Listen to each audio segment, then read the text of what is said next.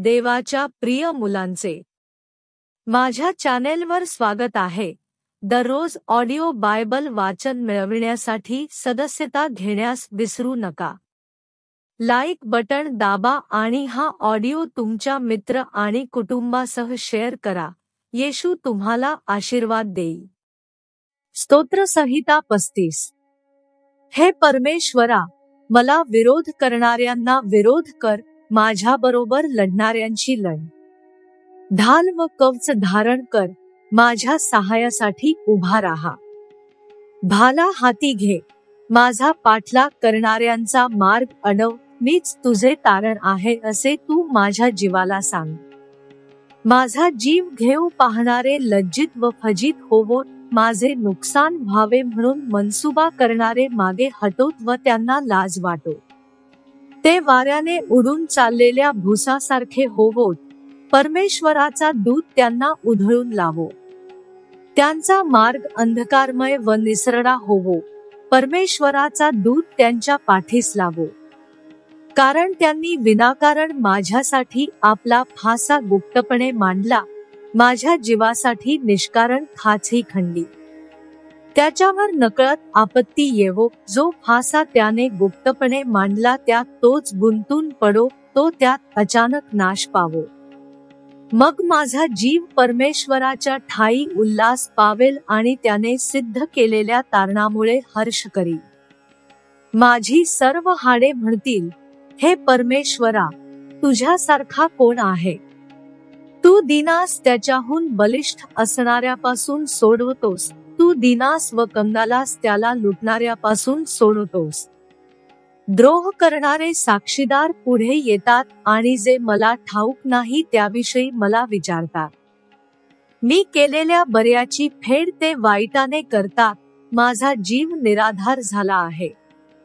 मी तर त्यांच्या आजारात गोंडपाट नेसत असे. मी उपास करून आपल्या जीवाला क्लेश देत असे. माझी प्रार्थना माझ्या पदरी परत आली. तो जणू काय माझा मित्र, माझा भाऊ आहे असे समजून मी त्याच्याशी वागलो. आईसाठी शोक करणाऱ्यासारखा सुटकी पेहरावाने मी मान खाली घालून हिंडलो. मी लंगडलो तेव्हा त्यांना आनंद झाला. ते एकत्र जमले. ते अधम मला नकळत माझ्या विरुद्ध एकत्र जमले. त्यांनी माझी निंदा एकसारखी चालवली. जेवणाला नावे ठेवणाऱ्या अधर्म्यांप्रमाणे त्यांनी माझ्यावर दाणतोट खाल्ले. हे प्रभू, कोठवर पाहत राहशील? त्यांनी योजलेल्या अरिष्टापासून माझा जीव, तसाच तरुण सिंहापासून माझा प्राण सोडव. मोठ्या मंडळीत मी तुझे उपकार स्मरण करीन. बलिष्ठ लोकांमध्ये मी तुझे स्तवन करीन. माझे वैरी माझ्याविषयी खोडसाळपणाने हर्षण करोत. विनाकारण माझा द्वेष करणारे डोळे मिचकावोत. कारण त्यांचे बोलणे सलोख्याचे नाही.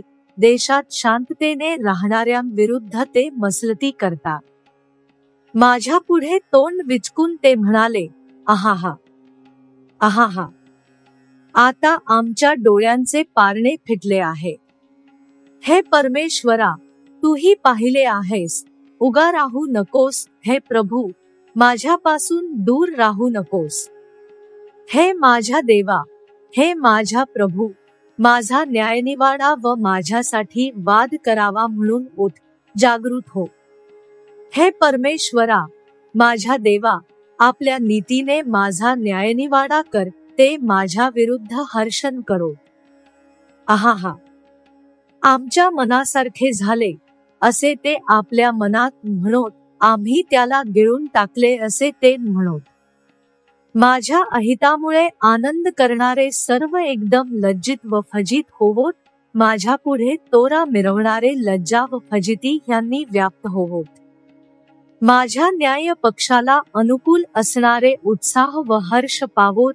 आपल्या सेवकाच्या कल्याणाने आनंद पावणाऱ्या परमेश्वराचा गौरव होवो, असे ते सत म्हणोत.